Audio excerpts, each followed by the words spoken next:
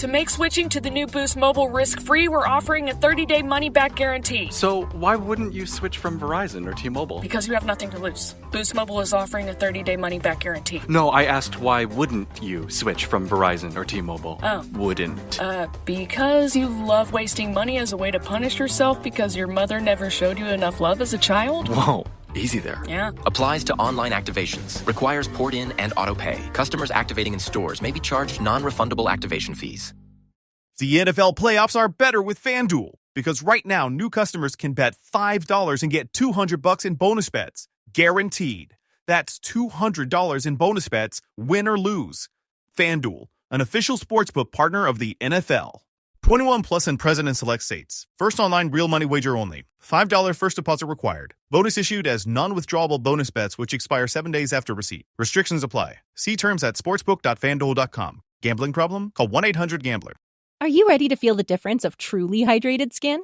This winter, treat dry, thirsty skin to silky smooth hydration with Osea's Undaria Algae Body Butter. Luxuriously rich, but never greasy, this TikTok-famous body butter is clinically tested to visibly firm skin and provides 72 hours of continuous hydration. This isn't your typical body butter. Formulated with high-performance ingredients like ceramides and Undaria seaweed, it transforms dry, crepey skin to soft, smooth, and supple. Osea's been crafting seaweed-infused products that are safe for your skin and the planet for nearly 30 years. Everything they make is clean, vegan, cruelty-free, and climate-neutral certified, so you never have to choose between your values and your best skin. Experience healthy, hydrated skin with clean, vegan skincare from Osea. Get 10% off your first order site-wide with code WINTER at OseaMalibu.com. That's OSEA Malibu.com, code WINTER. Changing Times, the Allenwood Conversations. Sponsored by the Meadowlands Hotel, Tralee.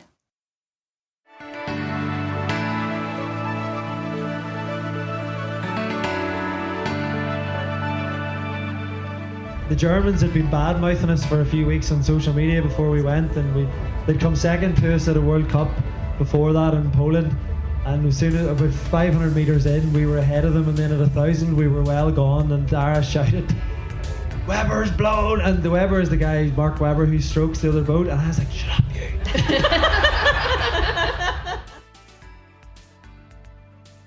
Hi, everybody! How's everybody's electric picnic experience? Is it good? Well, it's about to get a whole lot better because we have two very special people here. My name is Enda Grace. I produce the podcast, The Changing Times, the Allenwood Conversations podcast, for our two wonderful presenters, who I'll introduce in a moment. About a year ago, we made a decision to do a podcast. So why would a former president do a podcast, you ask? Well, her friend Mary Kennedy asked her to do a podcast. So the two ladies know each other an awful long time. So over the course of our first season, we have had a very interesting array of guests, starting with, I know you like this one, Dermot Kennedy, who happens to be Mary's nephew. That some people don't know and some people do. Mary Kennedy's nephew is Dermot Kennedy. And then we finished up with Bertie Ahern. Slightly different reaction there, isn't it? And we had a load of guests in between from the worlds of politics, entertainment, sport, the whole lot. And season 2, we start recording soon, and it's looking very exciting. So I'm not going to babble on anymore. I'm going to introduce you to the two ladies who present Changing Times, the Allenwood Conversations, broadcasting icon, Mary Kennedy, and former Uachtaráin na hÉireann, Mary McAleese. The two seats. So you can go there and you can go there. So we're just going to get a flavour of the podcast. Oh, did you sink? We've lost two Marys. I'm mobile. Be warned. Be warned. So, ladies, when we were looking for a name for this podcast, we had loads of ideas, and one of them was the two Marys. But there's another podcast with a very similar sort of name, so we kind of moved. Johnnies. We're not in competition with the two Johnnies. We're not in competition with anyone. We want everybody's podcast to do well. But we, I suppose, just for a couple of minutes before I bring up our special guest today, I'm just going to give you a flavour of the podcast, why we started it, what's it about, with Mary and Mary. I'm going to start with you, Mary Kennedy. So we know each other a while now. A long time, yeah. We've worked together making Moving West for Teaching Cahir and Guaranteed Irish, yeah. A number of projects. And then a conversation happened a year ago, and I'll tell you how the conversation went. Mary Kennedy called me and she said to me, I've got a mad idea. I said, I love mad ideas. And she said, well, Mary McAleese and I said, yeah, whatever comes next, we'll do it. And you said it was a podcast. And at the core of it is change, because change is constant in everybody's lives. Everybody goes through change. And Mary, you've gone through a lot of change at various times. Like change, you became presenter of Eurovision, which changed your... Not president. Broadcasting. Not president, presenter. Not yet. So tell us a little bit about the various changes that you've, I suppose, gone through and managed. Well, I think actually the biggest change that I'm thinking now is this is the first time I've ever been at Electric Picnic. It's amazing. Both of us, actually. All of us, actually. All of us, yeah. And our guest also. And our guest, absolutely yeah. Brilliant. Yeah. But change, obviously, with work, with family, with people growing up and moving on, with the end of a marriage, which is change as well, and that can be difficult, with aging, which can also be difficult at times, because at the moment, well, I have a zero birthday coming up, and I just am very conscious of like mortality and the fact that I have 5 grandchildren and I do not want not to be here. So that's it. That will be it. But anyway, life is good.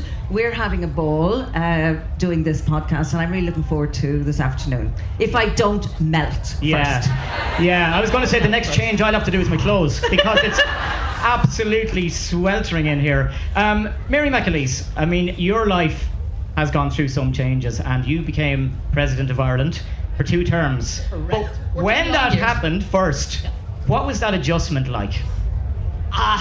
You know, you were so busy, you hardly noticed that it was an adjustment. I think the big adjustment was for my children.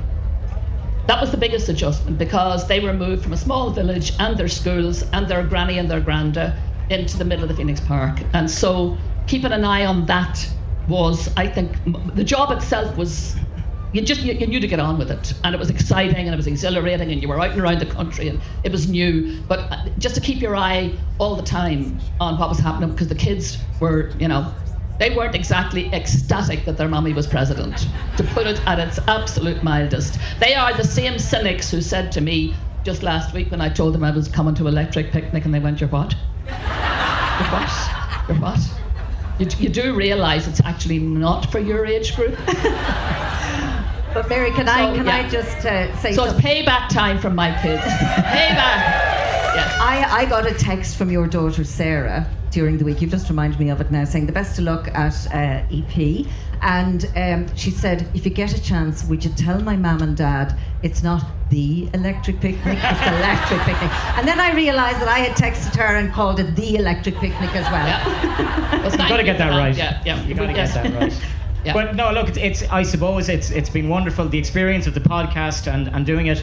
Thank you to all of you who listen, because normally when you're all between here and you're still alive. Absolutely. Without oxygen. When you're between seasons, normally you dive, you take a dive in the charts, which do mean a lot. So you 50, 60, 70, and in the last 4 days we've gone straight on the Arts and Entertainment Podcast back to number 1.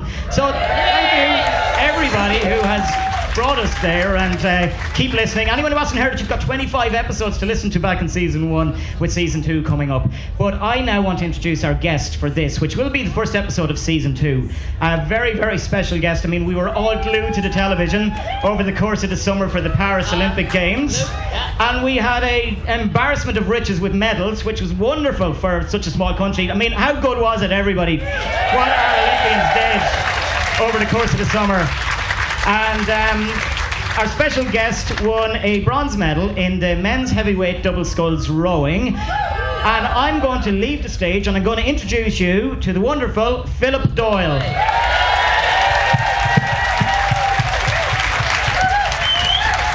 Oh my God, no. And he is not my twin.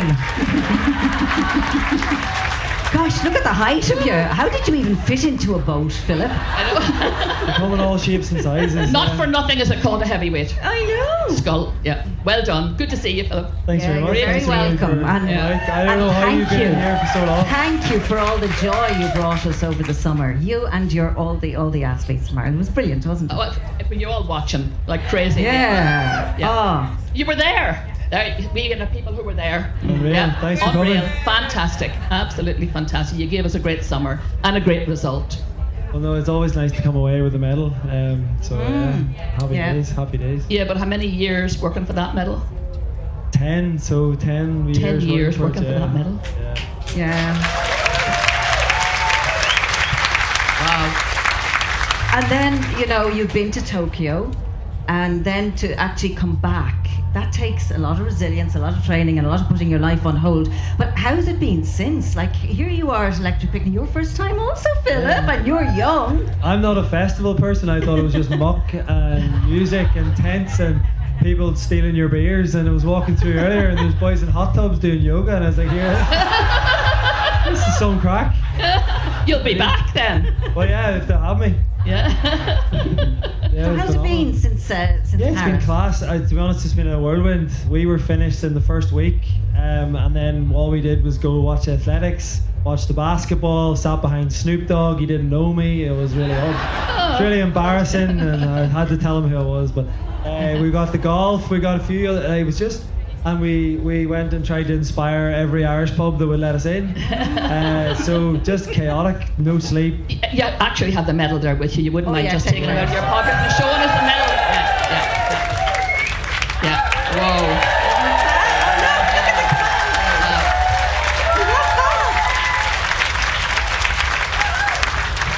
If anyone wants to put it on, you'll never win your own, but you have to make that choice. we made the choice. We made the choice. But when, this is a beautiful reception, but when you were standing on that podium, Philip, what was kind of going through your head and your heart? Well, to be honest, when I was standing on the podium, I was like, how did the Romanians won our race and they weren't expected to win it? So I was kind of thinking, why are we on this side? Why are we only... But just phenomenal. Like, I looked up, usually at a rowing regatta, there's maybe only 1,000, 3,000 is probably the biggest crowd I've ever seen. And at the Olympics, there was 16,000 people in a stadium. Wow. And usually you look up and you see one little tricolour and you go, one lads. And I looked up and there was about 150 different pockets of tricolours. Fantastic. And it just was unbelievable, but it made it really difficult because usually I see my man, I'm like, well, man. Couldn't find her. And this isn't for show, I need these. I have a genuine visual defect. And I was looking around, when I'm in the boat, I don't have them on, so I could see nothing. And I think I maybe seen there could be some random woman I blew a kiss to in the crowd. She's delighted. It might have been my daughter. She'd have been delighted, thrilled. But no, it was phenomenal. The amount of Irish people. And then someone throw me a flag, and I was thinking, because one of them hit the ground, and I was like, oh God, I can't let the tricolour hit the ground. I can't let the tricolour hit the ground. So I ended up having 3 flags, which is too many, so I had to throw 2, but it was just chaos. Yeah, but you were in a boat. I mean, you're in a boat with another person, right? There's 2 of you. Yeah. So, and the 2 of you have to row at the same rate. Now, my kids were in their day all club rowers. And Martin and I tried our hand at rowing in Carrick-on-Shannon Rowing Club. And we went out with a wonderful guy, late guy called Tony Keane, Mr. Carrick-on-Shannon Rowing Club, great guy. And after about 10 minutes of us paddling around the Shannon, he called us back and he said to Martin, you're in the same boat as her. So there's no point in trying to row faster than her. So can you explain to me how 2 of you guys, top of your game, highly competitive, managed to row in tandem and win a medal? So there's 2 bosses in the boat. I'm the boss at the front and he's the boss at the back. Right. He tells me what to do and then I do what I want and he has to follow what I do. Right. But the key with the boat, with rowing boats, is it's all about how, like, everyone who knows videos, it's frames per second, or 24 frames per second roughly. So we break the videos down in slow motion into frames per second, and there's sometimes we're like, we're 1 frame out in our timing. So our coach will be, our director will be like, look, you're 2 frames ahead at the point when you're entering the water, and you're 1 frame behind at the point where you're leaving. We need to sharpen that up. So that's like you and Martin, Mary. Yeah, as 100th of a second. So it's all about that synchronicity. So you must be completely and utterly in time, and it's the differences where you're out of time is what slows the boat down, because everybody at the start line of an Olympics is fit, strong, and hopefully healthy. So, but the relationship that you have with your partner, like Dara in this case, it must be so important, isn't it? And like, are you very, very close? Well, you develop, you become close. It's hard not to come close to each other, but you have to want to win it for each other as much as you want it for yourself, because you have to be willing to, like, the pain levels you go to. I've always said this, you know, a heart attack is, there's lactic acid, which is an acid that builds up in your blood. Average is about 5 to 6 millimoles of lactate in your blood, and we would be 20 plus during a race. Sometimes your body's screaming stop, but you're thinking, God, if I can't stop, if he doesn't stop. So we either stop together or we keep going, but you really do have to, you come to close for a unique individual goal, essentially. That's what you have to do. You might, and even if you don't like each other, you still have to have a common outcome. It's harder, you both though, have isn't to it? buy into. Yeah, you need buy-in from both parts. And there's certain things we do for each other and to each other that annoy each other. Like, I breathe when I sleep, which deeply annoys Dara. And I'm like, am I snoring? And he's like, no man, you breathe so heavy. And I'm like, I've got big lungs. And he's like, yeah, but you're just breathing. And I'm like, well, I try my best not to. So that, like, there's little things that, but you just have to work around them. What does he do that annoyed you?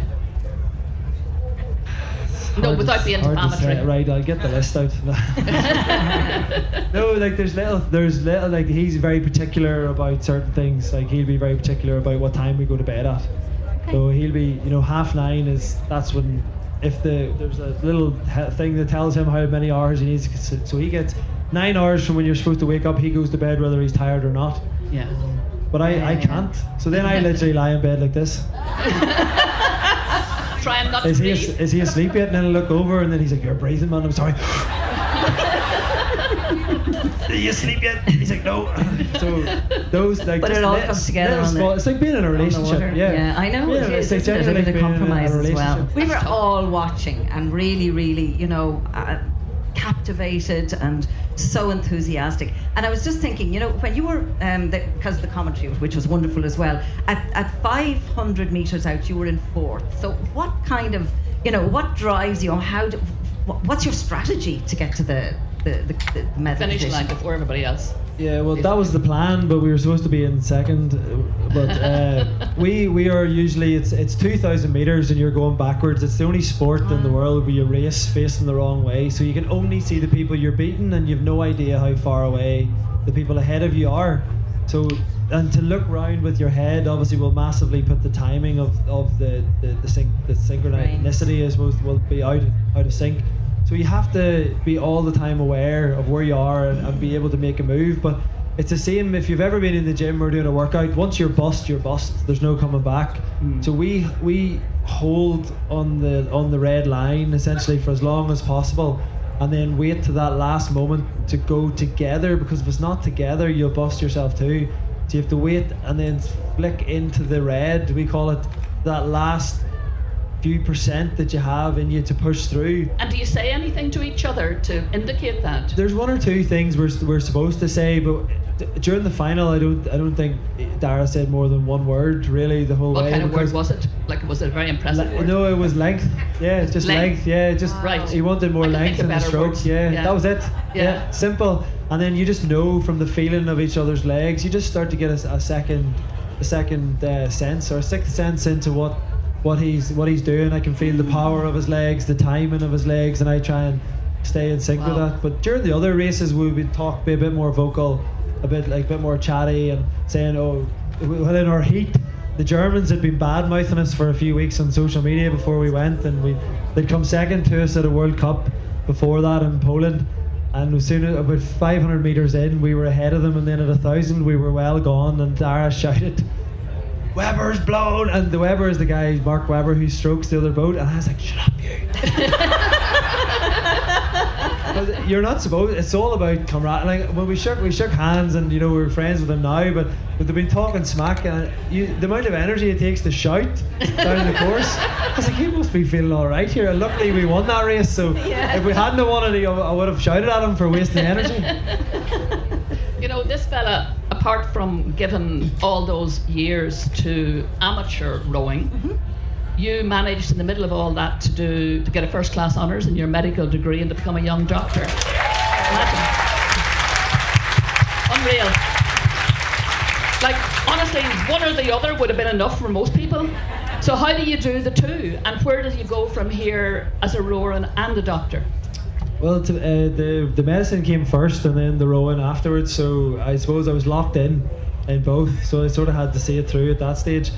I've high expectation, my parents have very high expectations, so I had to fulfill that, but I suppose I'm just a competitive person, like very driven in anything I'll do.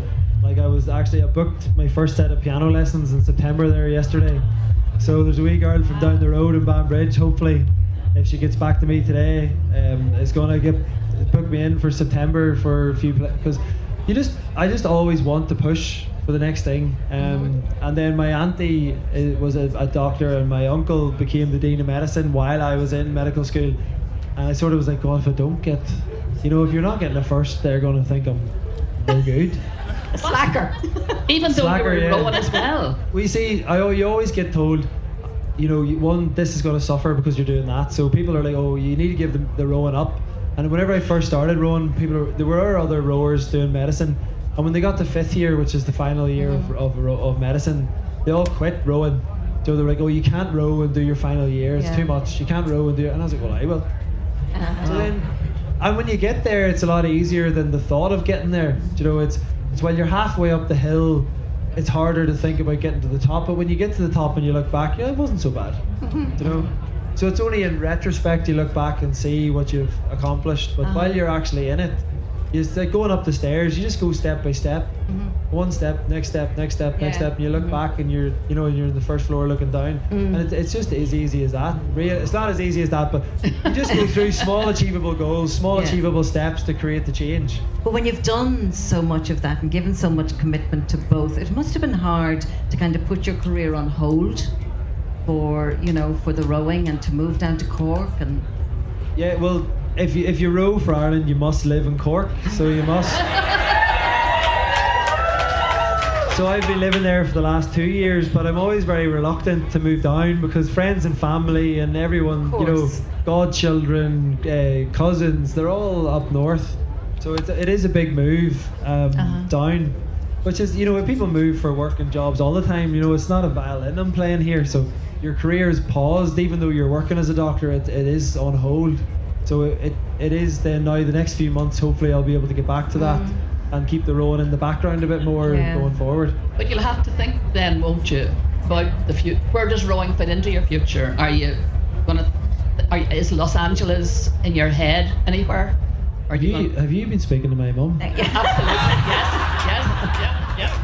I think there's a few planted questions here. Yep. But no, it's always on the back of your mind, and when you come back from such an amazing experience, and like the Irish support and the Irish people, like at the Euros in 2018, everyone was saying how amazing the fans were, and they're not messing around. The Irish supporters are the best. I'll say it and I'll say it again. The French were shouting flat out, but the Irish were better. You come back with a medal in your pocket and the sun's shining and you're getting in to do a podcast and EP, and it's hard not to think about rowing in the future. But your mummy's voice is saying to you what?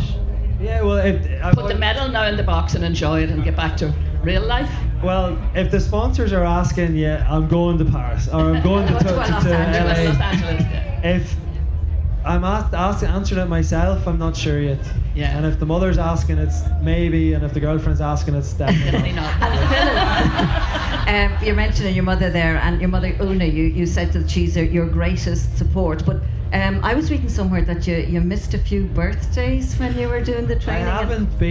I haven't celebrated her birthday with her since she was in her 50s, and she's long into her 60s now, so it is difficult being away for those. And family occasions. A friend of mine moved his wedding to after the Olympics because I was a groomsman for him, and so people do make big changes for you around the Olympics for you. And he was an ex-rower, so he understood. But there's a guy I lived with all through medicine, and the original Tokyo, he was moving his wedding to after Tokyo, and his wife was going mad thinking that was groomsman for him as well. And then I missed it with the COVID, and he ended up having to get a date before the Olympics, and it's a big regret of mine not being there for his special day and being a part of that for him, because in 50 years time he's who I'll be sitting having a beer with on a Sunday, or so it's nice to have all this, but you do have to keep everything in perspective over time. But medicine probably helps you with that, isn't it? Because it does, it's service. The perspective you get from being in such difficult times, and joyous times as well as difficult times in people's lives, just gives you a real perspective about how much an amateur sport really means to you and to other people. At the end of the day, you have much more impact in a hospital than you will in a boat. Your dad died a few years ago. A lot of people, I would have known your dad, my brother would have known your dad he was a very well-known BBC cameraman back in the day. And you had to face that. What age were you when your daddy died? I was 22, so it was my second year of rowing, coming up to my third year of medical exams, and I sort of I kind of give up. He died in April, and the next week was the British University Championships, and it just was too much, so I didn't compete that week because I had the exams the month after, and then I kind of put rowing on a hold for a while, and I was rowing in a single scull, so completely by myself. So that was just too much to be thinking about, so I went into a club boat with the fore with 3 other guys and 7 other guys, and we went and won the national championships that year at club level, and that was just a refresher. And if I hadn't have done that, I think I might have stepped away from the sport altogether, because just having that thinking about it in the back of your head while you're trying to train by yourself was too much. So being in that group and having that support was a big part of it. And he was kind of he wasn't too sure about you doing the rowing, was he? He felt it was a little bit too much. My father used to found protein powder. Now this was before you could buy it in shops. You had to order it online, and it was this big. And creatine was that was the worst kind of drug you could do. And I had a patch or a box of protein powder under my bed, and he found it one day, and I was, we want a word with you. And you're walking into the living room, and you're like, oh, wait, what have they found out? Could it be this? And I was like, got in, I was like, well, they're like, we found something in your room, and you're that narrows it down. And then you're like, right, okay, what was it? Just you tell me what it is first. And then they're like, what's that powder under your bed? Oh my God. And I was like, oh, thank God. I was like, that's just a gem sub. What? You're drug dealing? And I was like, no, I'm not. Like, you're doing steroids. Jesus, definitely not doing steroids. So I had to convince him that, and then he's like, this exercising's too much. Yeah. Too much. Yeah. So I used to have to sneak out in the morning and go for runs, and then otherwise I wouldn't be allowed to go to the gym that evening. So if you went once in a day was enough. I was not sneaking out to parties, I was sneaking out to run the roads in the morning. So even though he wouldn't know about it, No, but I brought him he was in the hospice, and I brought him a few medals, and we watched the boat race on the TV together when I won my first British University Championship, so it was a nice went him round, did it? That brought him round, did it? Still ridiculous, yeah. Oh, really? Still ridiculous. But I'm sure he would have been very proud. It must have been very emotional for you, in Paris when you got the medal. It always is, and you always think about who's not there to celebrate rather than who is. It's the same as you learn more from negative experiences in your life than positive, so it was a missing hole in the tapestry, but he would have enjoyed the crack of it all more than anything. He wouldn't really give a... He would have been chatting to the lad beside him, and then they'd be like, oh, there's Phil through the line. He'd be like, what? So he would have just been having the crack and networking and talking nonsense all around him. In Paris, To get people excited about Boost Mobile's new nationwide 5G network, we're offering unlimited talk, text, and data for $25 a month. Forever. Even if you have a baby. Even if your baby has a baby. Even if you grow old and wrinkly and you start repeating yourself. Even if you start repeating yourself. Even if you're on your deathbed and you need to make one last call. Or text. Right, or text. The long-lost son you abandoned at birth. You'll still get unlimited talk, text, and data for just $25 a month with Boost Mobile. Forever! After 30 gigabytes, customers may experience slower speeds. Customers will pay $25 a month as long as they remain active on the Boost Unlimited plan. Forever. The NFL playoffs are better with FanDuel, because right now new customers can bet $5 and get $200 in bonus bets, guaranteed. That's $200 in bonus bets, win or lose. FanDuel, an official sportsbook partner of the NFL. 21 plus and present in select states. First online real money wager only. $5 first deposit required. Bonus issued as non-withdrawable bonus bets which expire 7 days after receipt. Restrictions apply. See terms at sportsbook.fanduel.com. Gambling problem? Call 1-800-GAMBLER.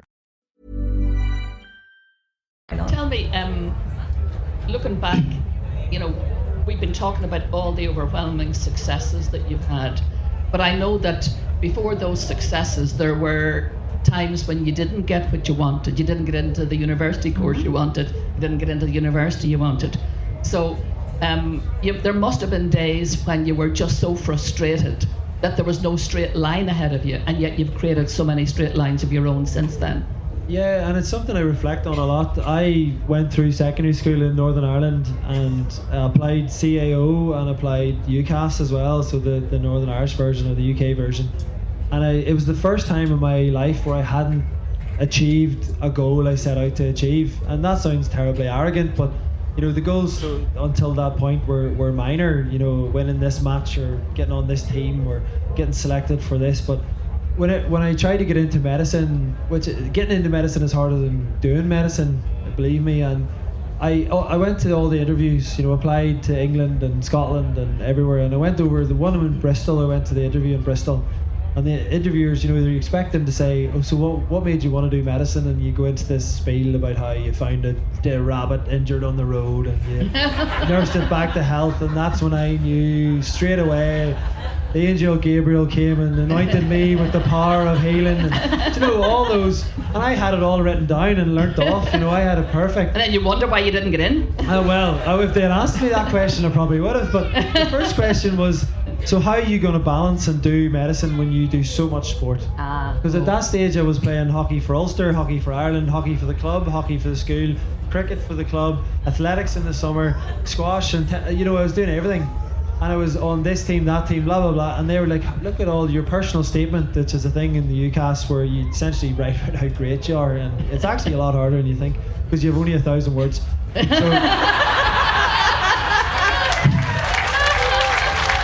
not enough, Philip. Yeah. So I went to, and I was like, I don't know. I suppose it gives me time management and task completion. And I spewed out all the stuff that usually they lap up. And they're just like, okay, thank you very, at the end they were like, thank you very much, and off I went. And then I got the rejection letter, put onto the reserve waiting list and everything, but it's so competitive, they never really take from the reserve list, that then I was like, God, I'm going to have to give sport up because it's taken away the next step that I want to go to, the next change in my life. So I was like, I want to do medicine, that's what I want to do. So I put the sport to the side, went off to Cameroon in Africa and worked in a hospital there for 3 months, and then I went and worked in an EMI care home, which is a elderly and mentally infirm care home, and then I worked in a gynae clinic, obstetrics and gynecology clinic in Newry, which had a lot of southern clients, big money, but and then I worked in a restaurant and a hotel at the weekend. So I just threw myself into boosting this experience, this voluntary work and experience and paid work, and boosting the personal statement. And did you give up sport during that time? Well, I dropped down a few levels and played for like a lower club team and took it a lot less seriously, and I kept the training going and the fitness going just for general health purposes, but would have stepped back massively. When you were in Queen's, was there anybody who was, I suppose, inspirational and helped you along when you started with the rowing? Well, I started in my second year of college because I was working down in Dublin, so if any of you ever been to the old Abercrombie shop, you would have got your photograph with me and another guy at the door. Other thing you did, male modelling. Yeah. With the Vaseline on your chest, was it? With the Vaseline on the chest, yeah. Well, it was actually L'Oreal Shimmer Tan. Oh, I beg your pardon. Or Dove Summer Glow if I had a few nights before, to get going. But it was myself and this guy, David Neal, and he was a rower for UCD. And he kind of was like, look man, you're pretty strong and pretty fit, why don't you get into rowing? I was like, I don't have time. So it went on anyway, and partying for a while, and then I got sat down by the mother and told, you need competitive sport back in your life, you're acting a maggot too much, you're partying too much. So I was like, God, this lad's going on about rowing, I think there's a fast pathway called the talent program or talent ID. I was like, I'll go and just give it hell for a year and see how it goes. So I went down, and there was a guy, a coach, Mick Desmond in Queens, and he was a huge inspiration to me because he was trying to develop this performance pathway in rowing. And he's like, before you go anywhere, jump on that row machine there and do 1,000 metres. Now, I was in a thick grey hoodie and a pair of Lakers shorts. I was going through my basketball phase. I had fitted caps, and it was terrible. So I jumped on the machine and did a time. And I remember him going, he was from Cork, and I'll not use a swear word on a podcast, but he was like, he does here, he's like, oh Jesus Myers, he was like, you'll be down tomorrow. And I was like, right. So that's my worst ever Cork accent, so I'm very sorry to the people of Cork. So the next morning I was back in the gym with the same, and that was kind of, then it just escalated from there. Yeah, so but the encouragement. Yeah, just somebody saying, look, I have a plan for you. You have the raw materials, and I'm going to make you into something over the next few years. If you're willing to put in the hard work, I'll go with you. And that's all I wanted. I've quit rowing 3 times in the last 6 years. Yeah, I quit that week after the funeral. Yeah. I quit when I left college because I made the national team after my finals. So I did my medical finals, went skiing for a week, came back and did the trials, and then all of a sudden someone was like, "Oh, would you like to be on the national team?" And I was like, "Oh, I have to go to work in a few months. There's no point." And they're like, "Look, come and do one race and see how it goes." So I went to one race in Lucerne, and I came 11th in the single scull. And then he was like, "Look, you're going well. Let's put you two together for the World Championships in September." And I was like, "I start work in August." So I had 6 or 7 rows with everyone that didn't want me to do it. And so we went and we came 9th at the World Championships, and that top 11 qualified for the Olympics the year after. So then we got a bit of money off the sports minister then, Sport Ireland. And then they were like, "Look, you have some funding here if you want to come and do this full time." And I was like, no, that's me, that's the rowing career done, two and out, thank you very much. I got my senior vest. So I went off to work in Belfast City Hospital in the kidney transplant unit, and I was working away, and every week the coach was calling me, "I'll come back, I'll come back, I'll come back, come back." So I looked into taking the time out. So that was the second time I quit. And then the third time I quit was after Tokyo Olympics. I was like, right, I've done this, I've done that, I've won a World Championship medal, I've been to an Olympics. It was COVID Olympics, there was no real ceremony around it. I was like, look, I've been to Olympics, they're not all that. I'll go back to work. So I went back to work for a year up in Allenwood Hospital in Derry. So that whole year I was humming in hand, and I was done, and I was definitely 100% done. And then sure, by Christmas I was back training again. So I definitely quit this time. No, I haven't. If anyone out there sponsored anybody, I haven't quit. But look, talk about the cost of this thing, because if you had stayed in your career in medicine, like, you'd be very advanced now in your career, you'd be probably earning a good salary, you'd have a steady job and steady career progression. Well, so how does it work out financially? Well, yeah, so you get a stipend from the government, and there's 3 levels, and it's all this, is you can Google it all, and you can see who gets what and how much, blah blah blah. So it's all public funding, it's grant bursary, and you get it off your performances. So a medal at the World Championships and Olympics gets you 40. The next level down, which is if you're in the top 11 in the world for rowing, you get 25, and then the bottom level is 18. Now it's a bursary, so it's a grant, so you get that into your pocket. But when you're training full time, because it's a bursary and a grant, you can't get a mortgage. You've no credit score. No. You've nothing behind you. You've no salary track. Yeah, so you've no salary track, you've no employment contract, and the very next year, if you don't perform or if you're injured, it's 0. Unless you maybe convince someone to drop you back down onto the very bottom and let you work back up. But it's a very difficult rung. So when I gave it up in 2022, I dropped down to the bottom of that ladder. So it was a lean year coming back, and I knew I was the standard to get back up to that higher level of funding. But you have to do a full, you do the months up until you qualify for it, and then it comes into effect the April afterwards. So Dara, from April 2022 or 2023 or until the 1st of April 2024, he was rowing for nothing. No money, and in an amateur sport, but living effectively a professional life. I mean, it's full on, right? Yeah, 6.5 days a week you have to train. So he found that very difficult because he had come from a job in New York, and he was trying to do a bit of online work for the startup company he was with, but ultimately had to give it up because the rowing just took up so much time. So that period was difficult. Now once you make it on and you get the funding comes in and you start getting the results, it becomes a bit easier. But once again, you have to buy your first house. You have to buy it in cash because no one's going to back you. No institution is going to give you. We don't realise that, do we? Yeah. You know, it's a huge. The sacrifice is unbelievable, isn't it? You wouldn't it's get just it. unbelievable. On many levels. Yeah. On many levels. Yeah. Well, we're not the only sport. We're not the only sport doing that. And luckily, we're well looked after in the rowing centre in Cork. But I know like the hockey teams, they have to work alongside training because they just get a pool funding. They don't get individual athlete funding because it's just a big team. So they might be only getting a stipend of 5k for a full year of training. So it's a challenging thing, and you have to put the money into the grassroots of sports as well. Like you can't just throw it all into high performance. So you need to spread it out and get more children into the sports, driving it up the bottom. So it's always difficult to figure out where that money goes and who it should go to and how to support the right people. But hopefully, if the banking systems maybe look into it a bit better and see that there is a bit of security for some of the athletes, then it might make a few changes. But I'd say you'd be a good bet now. Yeah. Don't you think? Yeah. Yeah. Any bankers here? Take note. Yeah. Do you know something that I'd say I speak for everybody? Something really lovely about the Paris Olympics was, I don't know what they called. Did they call it the fan zone or no? Where you guys, when you had done your work and gotten your medals, you would come then and meet the supporters. Do you remember those nights? And what was that like? I mean, you said you competed in the first week, so you had plenty of time to go down and meet the. There was an Irish bar, which was the Irish House, which was O'Sullivan's, and that's where we all went. And where you could go and meet all the Irish supporters, it was class, and like that was just great. You were walking around, you're meeting people who've been watching the races and chatting and getting photos and stuff, and it was just an amazing experience to see so many Irish out. Tell us about the policemen that you met when you had the medal, the French police. The problem with Paris was the people of Paris were just mad for the Olympics, like mad.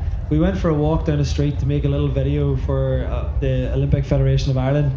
And the guy taking the video was like, "Put your medals on." We were like, "No." And he's like, "Put your medals on." We're like, "No, we're not putting the medals on." He's like, "Put your medals on." So we're like, look around, wasn't too many people around. Put the medal on. Shopkeeper come out straight away. Can we get a photo? Okay, photo. Kids came out. Can we get a photo? Bring the kids. Then all of a sudden the police were doing laps, and the police were like, "What's going on here?" And then one of them came up, and I was like, "Oh, hello, where is it?" He said, "Oh, I see the medal." And I was like, "Yeah, you can go and have a look." And I was like, go on for a bit of crack because they were videoing. And I was like, "What's your name?" And he said, Pierre. There you go. I was like, "Oh, congratulations, Pierre. Well done on your Olympic medal."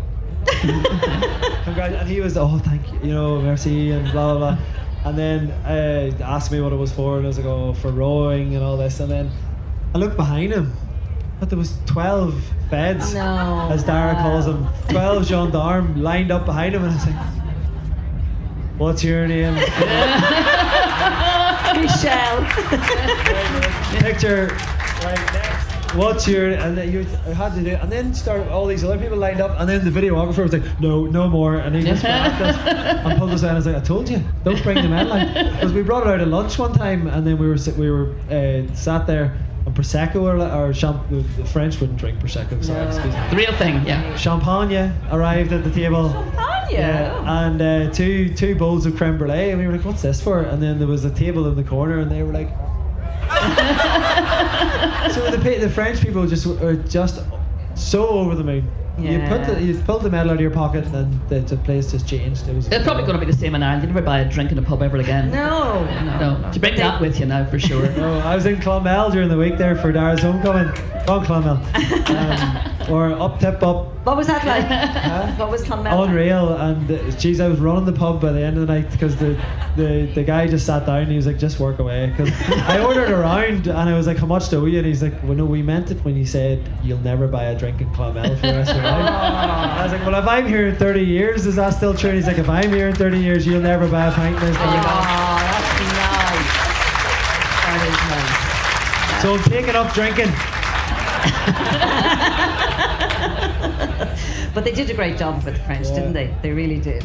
Is there, looking back now over, but it's still, you're still a very young fella, really, very, very young fella. Remarkable achievements in a young life. But is there anything you would change, whether it's about your own life or the world in general? If you had something you would change, you feel passionate about changing, what would it be? the one thing I would change for myself, first of all, is I would make rowing as big as like soccer. Big contracts, big money, and wow. So then everything about the sport would improve, which would be amazing. And if someone knows somebody in Dubai who wants to build an indoor rowing lake, which is the rowing community's ultimate dream, because wind is a nightmare. So if someone over, they're the ones to do it, or the Saudis, maybe a big indoor rowing lake. Now it has to be a lot of land, 2,000 metres, but that would be the dream. If we can get more people into sport, it would be brilliant. And then the thing I would change about the world in a whole, now this is probably the biggest thing I would change, there's loads you would change obviously, is if at the end of every week you had to sit down with somebody and explain the controversial things you did that week and justify your actions and be able to look somebody in the eye and say why you did it. And if you can look them in the eye and be happy with why you made that choice or why you did that thing, then you get to move on. And if not, then you have to go back and undo the wrong you did. Oh my goodness, wow. That's clever on you. Yeah, that's clever. Yeah. Is there anybody in particular that you can think about that you'd like to send back? I'll go back and do the final again and try and win gold, I'd say.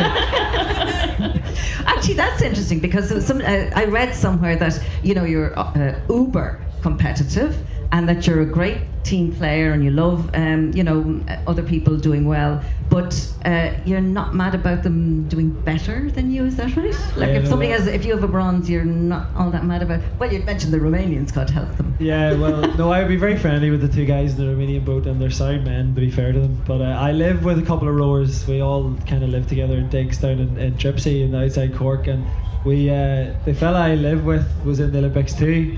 And I was watching his final, and I lost my voice screaming for him, and I was screaming on him the whole way down, and I was like, he was in 6th, and I was like, go on, push up into 3rd. But not second. If he gets a bronze and I get a bronze, it's the best day ever. But if he gets a gold and I get a bronze, I'll shake his hand, I'll be happy for him, but a little part of me will be like, oh, I wish I got gold. So you always, that competitiveness has been my biggest driver and my biggest demon over the last few years, so you have to manage it. Well, that's where the excellence. One of the things that you did that as a Belfast person, Northern Ireland person, that really impressed me, because you were rowing, you're from Northern Ireland and you were rowing for Ireland, but there were rowers in Northern Ireland, I think the young girls in particular, who rowed for GB. You would have known them because actually they'd been junior Ireland rowers, right? And they did very well. One of them got a gold, I think one got a silver. You cheered for them, and in cheering for them, other people around you were saying, what are you doing? Cheering on GB. So what were you doing cheering on GB? It's a new phenomenon for Northern Ireland, right? Yeah, it's definitely new, and I think the old like mantras of the past and the stereotypes of GB in Ireland are kind of breaking down a lot, especially in sport.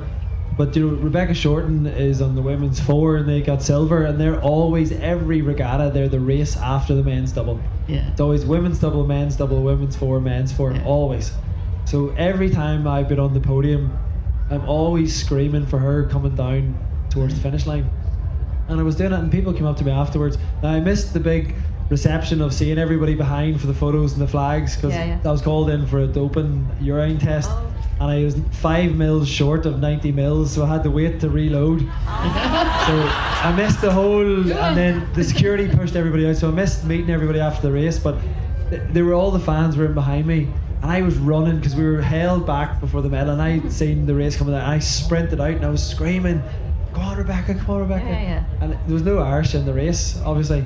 And then when people were texting me like, why were you screaming at those Brits? Why were you screaming at those Brits? And I was like, she's from Belfast. Her house is 500 metres away from the club I'm a member of.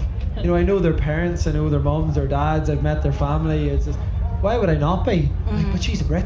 But it's not one of the joys of sport. My friend racing in the Olympics the same as me. One of the lovely things the other day was Rhys McClenaghan and is it Jack McMillan? Yeah, Jack McMillan. Who's a swimmer. But he was, they both had at some stage or another been in the same club. Yeah. And Reese, of course, who did brilliantly for Ireland. Remember that amazing stuff he did with his body? It looked like he was suspended, from a rope. He was extraordinary.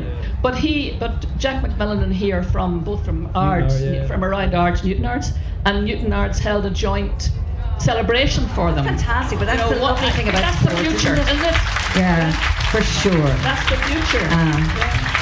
And there's a joint celebration for myself and Rebecca in Belfast Book Club next week as well. Next week for both of you. Yeah. You should go to that, Mary. You're more than welcome. There you go. I'd be there. Yeah. Philip, thank you so much. You're absolutely a joy, isn't he, everybody? He the best. Oh my God! And listen, will you tell your mummy we're all very proud of you? Yeah. Well, everyone here must think I'm some sucker for me mad, do you? Everybody is. It's I'm an just Irish a typical mammy. Irish lad who does what he's told, but I'm starting to rebel. And listen, thank you all. Thanks a million, everybody. Sorry you haven't our backs. And coming in such numbers. It really means an awful lot to us. And that is the end of the first episode of Changing Times, Season 2.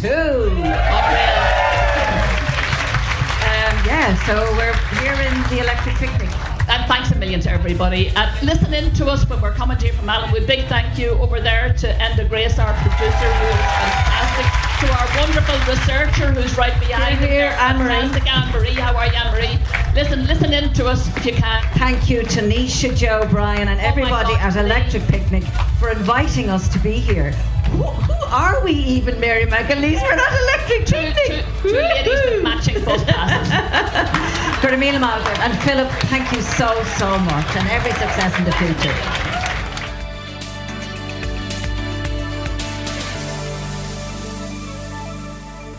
Changing Times, the Allenwood Conversations. Sponsored by the Meadowlands Hotel, Tralee.